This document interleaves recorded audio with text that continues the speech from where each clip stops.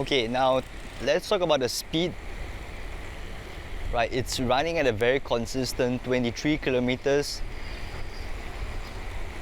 There's actually a point something, so it's running around 23. You know, it goes up a little bit, goes down, goes up a little bit, goes down. So it's very smooth ride. Very smooth, consistent 23 kilometers. By the way, if you guys, I actually haven't mentioned this earlier in this video. If you guys don't already know, this e-bike is the same manufacturer as GuideToGrabFood. So if you were to view my previous GuideToGrabFood video and review, you guys will know that GuideToGrabFood, it doesn't go very fast. It doesn't even reach 23, brother. So they have improved.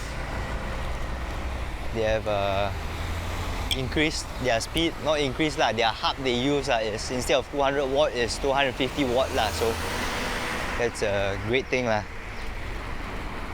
This short clip is from the last episode on the top right.